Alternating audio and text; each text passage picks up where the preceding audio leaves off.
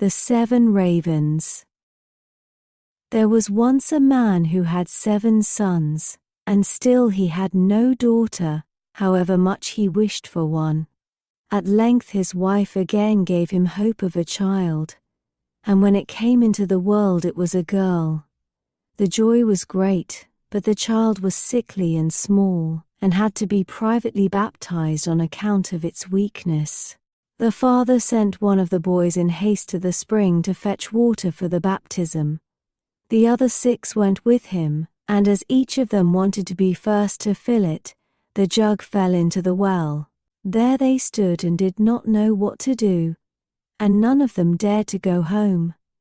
As they still did not return, the father grew impatient and said, "They have certainly forgotten it for some game, the wicked boys."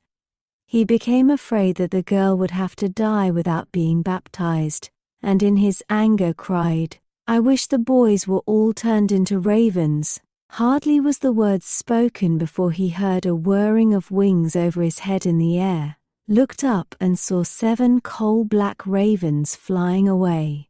The parents could not recall the curse, and however sad they were at the loss of their 7 sons, they still to some extent comforted themselves with their dear little daughter, who soon grew strong, and every day became more beautiful.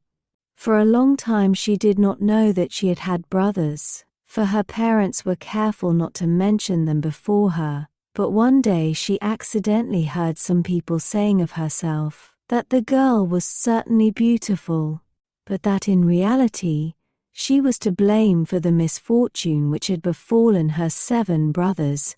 Then she was much troubled, and went to her father and mother and asked if it was true that she had had brothers, and what had become of them. The parents now dared keep the secret no longer, but said that what had befallen her brothers was the will of heaven, and that her birth had only been the innocent cause.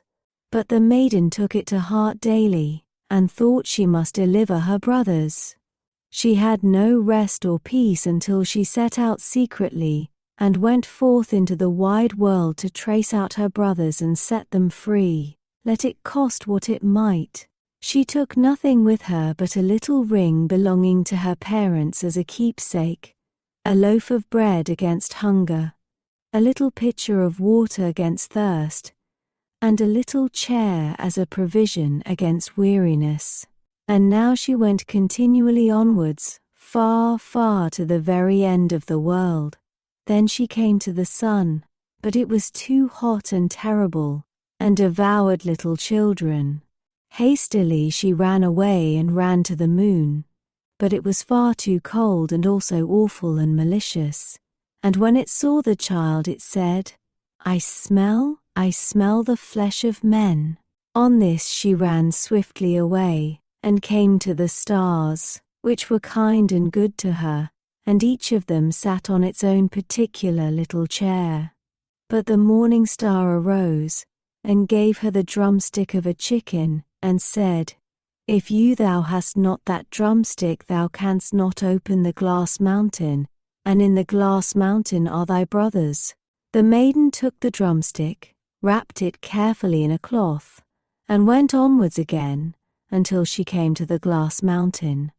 The door was shut, and she thought she would take out the drumstick, but when she undid the cloth it was empty, and she had lost the good star's present.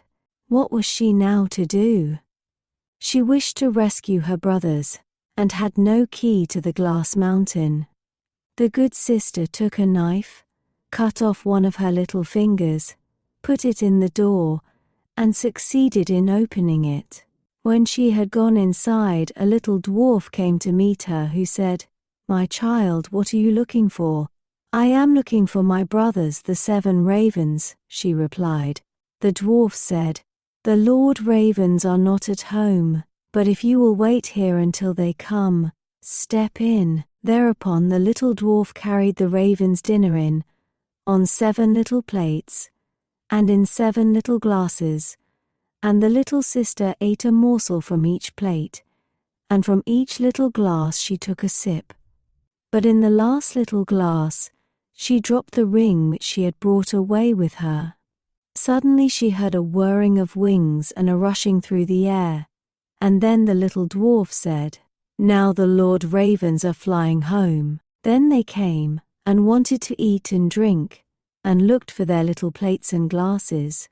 Then said one after the other, "Who has eaten something from my plate? Who has drunk out of my little glass?" It was a human mouth. And when the seventh came to the bottom of the glass, the ring rolled against his mouth. Then he looked at it, and saw that it was a ring belonging to his father and mother, and said, "God grant that our sister may be here, and then we shall be free." When the maiden, who was standing behind the door watching, heard that wish, she came forth, and on this all the ravens were restored to their human form again, and they embraced and kissed each other, and went joyfully home. Please like and subscribe for more bedtime tales.